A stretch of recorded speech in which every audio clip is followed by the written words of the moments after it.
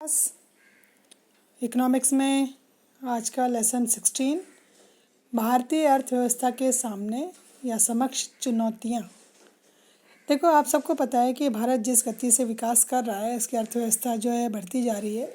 तो ये विश्व की सबसे तेज़ बढ़ती अर्थव्यवस्थाओं में से एक है और शामिल हो सकती है आगे, और संपूर्ण विश्व इसको एक महाशक्ति के रूप में स्वीकार भी कर रहा है। किंतु कहते हैं ना कि जहाँ विकास होता है वहाँ कई चुनौतियाँ भी आ जाती हैं। चुनौतियाँ नहीं, मुश्किलें।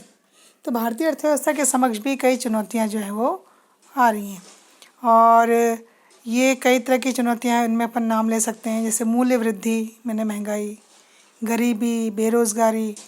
यहाँ पे अब अपना एक क्वेश्चन बनेगा कि भारतीय अर्थव्यवस्था की सबसे प्रमुख सामाजिक और आर्थिक समस्याएं कौन सी।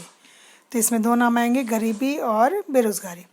इस चैप्टर में बच्चों अपन जो पढ़ेंगे वो इन्हीं तीन समस्याओं के बारे में पढ़ेंगे। एक तो मूल्य वृद्धि, जिसको मुद्रास्फीति भी कहते हैं अर्थशास्त्र की भाषा में, महंगाई, ठीक है। दूसरा गरीबी और तीसरा बेरोज़गारी। मतलब इनका अर्थ आएगा, इनके प्रकार आएंगे, गरीब इनकी जो भी चीज़ें इनके होने के कारण या इनका कोई उपाय जो भी है, इसके संबंध में जितनी भी चीज़ें हैं वो हम इसके अंतर्गत पढ़ेंगे। तो सबसे पहले देखो, आप यहाँ पे एक हेडिंग आ रही है, मुद्रास्फीति या मूल्य वृद्धि। हम कोई भी वस्तु अपने जीवन यापन के लिए अगर लेना चाहते हैं तो उसके लिए हमको मुद्रा खर्च करनी पड़ती है, चाहे वह छोटा सा एक खिलौना ही क्यों ना हो या हमारे परिवार की आवश्यकता के लिए कोई बड़ी चीज़ ही क्यों ना हो। तो हम जब कोई चीज़ खरीदते हैं और उसके कुछ दिनों बाद जब हम दोबारा उस चीज़ को खरीदने की प्रयास करते हैं तो हमको लगता है कि जितने मूल्य में हमने पहले ये चीज़ खरीदी थी अब उसके मूल्य में वृद्धि हो गई है। हमको हो सकता है पिछले साल जो मूल्य चुकाना पड़ा वो कम था और अब जो हम मूल्य चुका रहे हैं वो ज़्यादा है, हमें ज़्यादा कीमत अदा करनी पड़ती। तो ये जो बढ़ती हुई कीमत जो है, इसको आर्थिक शब्दावली में मूल्य वृद्धि या मुद्रास्फीति कहा जाता है, ठीक है। कीमत जो होती है ना, वो हम यहाँ पर बात कर रहे हैं। अब बॉक्स में आपको कीमत का जो है वो अर्थ दिखाई दे रहा है। अब ये जगह परिभाषा देखते हैं तो कीमत जो होती है, सामान्य कीमत, उसमें कीमत में अगर लगातार वृद्धि होती जाए, जैसे आप पढ़ते रहते हैं, कभी सिलेंडर के दाम में वृद्धि होती रहती है, कभी पेट्रोल के दाम में वृद्धि होती है, ठीक है, कभी अनाज के दामों में भी वृद्धि होती जा रही है। तो यहाँ पे हम बात करेंगे कि अनेक वस्तु, मतलब वस्तु समूह की कीमत में औसत वृद्धि जो होती है वो मुद्रास्फीति कहलाती है। कहने के तात्पर्य ये है कि ऐसा नहीं कि आज हम सब्जी लेने गए तो हमें कोई एक सब्जी महंगी मिली तो हम कहेंगे सब्जियां महंगी हो गई, ठीक है। या जैसे हम कोई सामान लेने जाते हैं तो हम इसको इस तरह से समझ सकते हैं कि बाज़ार में आप सब्जियों की कीमतों में वृद्धि अनुभव कर रहे हैं, आप किसी वस्तु या कुछ वस्तुओं की कीमत में कमी महसूस कर रहे हैं, ठीक है। पर समाचार पत्र में और कहीं तो हमको लग रहा है कि वो कीमतें बढ़ी हुई हैं। तो इसका अर्थ क्या है? इसका अर्थ ये है कि मुद्रास्फीति का संबंध अर्थव्यवस्था में अनेक वस्तुओं, मतलब जो पूरा वस्तु समूह होता है ना, उसकी कीमतों के स्तर से है, उसकी वृद्धि से, ना कि किसी एक वस्तु की कीमत में वृद्धि से। मतलब एक चीज़ के दाम बढ़ गए अगर किसी चीज़ के, तो अपन ये नहीं कह सकते कि सबके दाम बढ़ गए। वो अनेक वस्तुओं की कीमतों का औसत स्तर जो होता है उसको मुद्रास्फीति माना जाता है। अनेक वस्तुओं या एक वस्तु समूह की कीमत के औसत स्तर से। अतः सामान्य कीमत स्तर किसी एक वस्तु की कीमत नहीं बताता, वो एक निश्चित वस्तु समूह की जो होती है ना, उसकी औसत कीमत को व्यक्त करता है।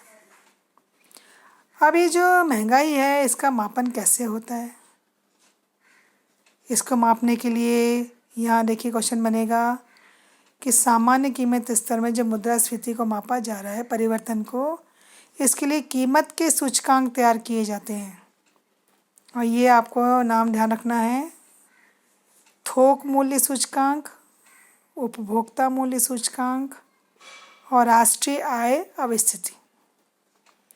ये सूचकांक जो हैं तीन हैं, थोक मूल्य, उपभोक्ता मूल्य और राष्ट्रीय आय अवस्थिति। ये एक निश्चित वस्तु समूह की कीमतों में जो परिवर्तन होता है ना, उसका मापन करते हैं। ये मुद्रास्फीति का माप यहाँ पर लिया जाता है।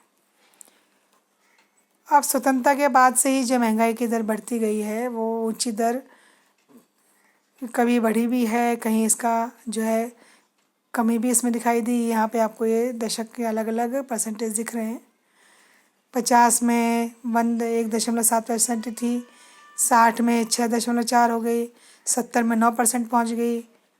तो ये 1995 तक चलता रहा। फिर बाद में कुछ समय के लिए इसमें कमी भी देखने को मिली, जो इन्होंने यहाँ पे वर्ष दिया 2001 से 11 और 12 के मध्य 4.7।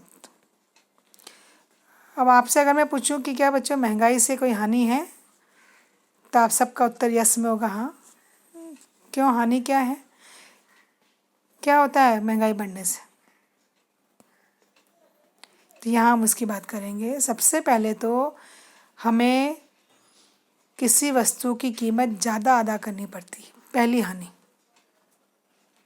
दूसरा, जो महंगाई होती है वो व्यक्ति के साथ साथ राष्ट्र के लिए भी हानि का कारक बनती है। क्यों? क्योंकि तीसरा हानि का आता है कि मुद्रा के मूल्य में कमी आ जाती है। मतलब जो हम मुद्रा लेके जाते हैं, आज हम 100 का नोट लेके जाते हैं तो 100 में हम एक का दो चीज़ ही ला सकते हैं।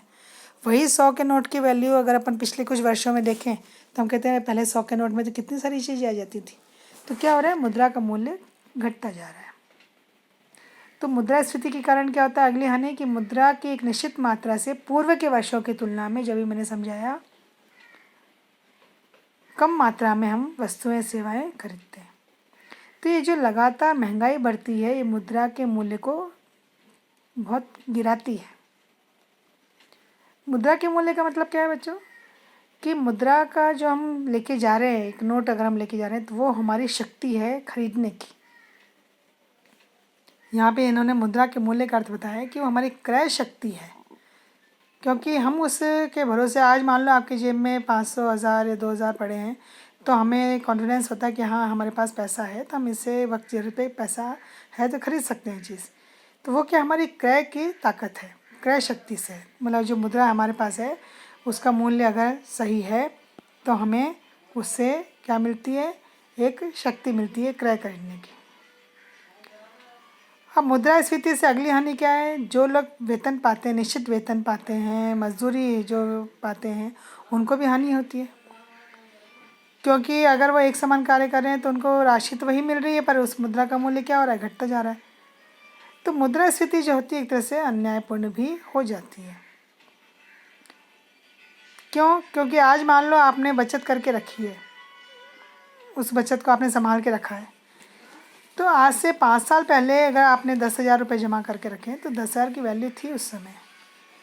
वही 10,000 आपने ऐसे ऐसे रख रखे हैं घर में, ठीक है, और आज आप उसका मूल्य देखें अगर, तो उसका मूल्य क्या हो गया है, कम हो गया है। बचतकर्ता की बचत का मूल्य भी गिरता है, एक हानि ये हो गई। किंतु एक लाभ ये हो जाता है, जिसने ऋण लिया है ना, उसको इससे लाभ होता है महंगाई से। अगर हम सोचें कि महंगाई से भी किसी को लाभ हो सकता है, हाँ, किसी व्यक्ति ने कर्ज लिया है, उसको कर्ज चुकाना है, तो उसको पैसे तो देगा, पर अब उसका मूल्य, मतलब जिसको मिलेगी उसका तो मूल्य कम हो गया ना उसके लिए। आज आपने देखा कि किसी ने किसी से उधार लिए, जब उधार लिए तब तो उस मुद्रा का मूल्य उतना ही था। अब जब चुका रहा है तब क्या हुआ, जिसको चुका रहा है उसको तो उसका मूल्य क्या मिला, कम मिला। तो ऋणी जो होता है उसको मुद्रास्फीति से लाभ होता है, क्योंकि उसको कम मूल्य वाली मुद्रा चुकानी पड़ती है।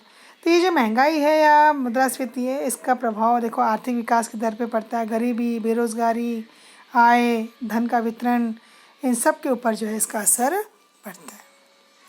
अब बार बार ये एक दिमाग में सवाल आता है कि महंगाई निर्धारित कौन करता है कि चीज़ों के दाम बढ़े हैं, घटे हैं, क्या है ये मुद्रास्फीति के कारण क्या है, कभी कम हो जाती है, कभी ज़्यादा हो जाती है। तो इसके लिए अपन 3-4 यहाँ पॉइंट में देख रही हूँ, आप बच्चे यहाँ ध्यान दें। समग्र मांग, समग्र पूर्ति, समग्र मांग और समग्र पूर्ति। तो इसके आधार पे मांग प्रेरित और लागत प्रेरित, ये इसका स्वरूप है मुद्रास्फीति का। अब इसको आप ध्यान से सुनिएगा। किसी भी देश में जो चीज़ उत्पादित हो रही है, तो जो अंतिम वस्तु है और सेवाएं हैं, उस पर जो व्यय हो रहा है उसका सारा योग समग्र मांग कहलाता है। समग्र मांग जो है उसका स्तर उपभोग हेतु मांग, समग्र मांग है ना, एक साथ जो मांग डिमांड होती है, तो उपभोग हेतु मांग हो रही है, लोगों को उपभोग करना है। आज मान लो पेट्रोल ख़त्म हो जाए या कोई अनाज की कमी आ जाए तो इससे तो सभी लोग प्रभावित होते हैं। तो उपभोग के लिए मांग हो रही है, निवेश के लिए वस्तुओं की मांग हो रही है। ठीक है, सरकार द्वारा जो वस्तुओं का क्रय किया जा रहा है या विदेशी क्षेत्र में जो निर्यात किया जा रहा है, इन सब का योग जो है समग्र मांग का होता है। और जब ये मांग हो रही है तो समग्र पूर्ति होगी। तो उत्पादन की वह मात्रा जिससे अर्थव्यवस्था में जो संसाधन है, तकनीक है, उससे वो उत्पादित होती है। मतलब जितनी समग्र मांग है उसके हिसाब से उसकी पूर्ति उत्पादन की मात्रा है। तो कहने का तात्पर्य है कि समग्र मांग और समग्र पूर्ति में अगर तालमेल सही नहीं है, अगर उनके बीच कीमतों में परिवर्तन, असंतुलन हो जाता है, ठीक है, कि डिमांड तो बढ़ती जा रही है पर सप्लाई नहीं हो रही है, या दोनों चीज़ें एक साथ हो जाएं, आए समझ में, कि डिमांड तो बढ़ती जा रही है किसी चीज़ की पर उसके हिसाब से सप्लाई नहीं हो रही। तो आपको मालूम ही है जब कोई चीज़ कम होती है, ठीक है, तो उसके दाम बढ़ जाते हैं। तो ऐसे में क्या होता है, कीमतों पर दबाव बनता है। और समग्र मांग में जब वृद्धि होती है तो मुद्रास्फीति बढ़ जाती है, क्योंकि डिमांड बढ़ती जा रही है तो मुद्रास्फीति क्या हो जाएगी, बढ़ जाएगी। तो इससे क्या कहते हैं, क्यों बढ़ रही है, क्योंकि मांग ज़्यादा हो रही है। तो ये हो गई मांग प्रेरित मुद्रास्फीति। ठीक है, मांग से कौन सी मुद्रास्फीति, मांग प्रेरित। और जब लागतों में वृद्धि हो जाती है, क्योंकि डिमांड बढ़ रही है तो उत्पादन ज़्यादा होगा तो लागतों में वृद्धि हो जाती है, तो उसके कारण क्या होता है, कई बार पूर्ति नहीं हो पाती है, पूर्ति में गिरावट आ जाती है। तो समग्र पूर्ति में गिरावट से जो मुद्रास्फीति उत्पन्न होती है उससे लागत प्रेरित मुद्रास्फीति कहते हैं। तो जिसका जो कारण है वही उसकी महंगाई का नाम है। जैसे मांग में वृद्धि हो रही है तो यहाँ पे क्या हो गया, मांग प्रेरित मुद्रास्फीति। और जब लागत में वृद्धि हो रही है, ठीक है, तो गिरावट आ रही है पूर्ति में, तो लागत में वृद्धि के कारण लागत प्रेरित मुद्रास्फीति। तो ये आपको इम्पोर्टेंट ध्यान रखना है, मांग प्रेरित और लागत प्रेरित, समग्र मांग, समग्र पूर्ति। आज इतना ही करेंगे हम, क्योंकि इसके आगे हम देखेंगे मुद्रास्फीति के कारण क्या क्या हैं।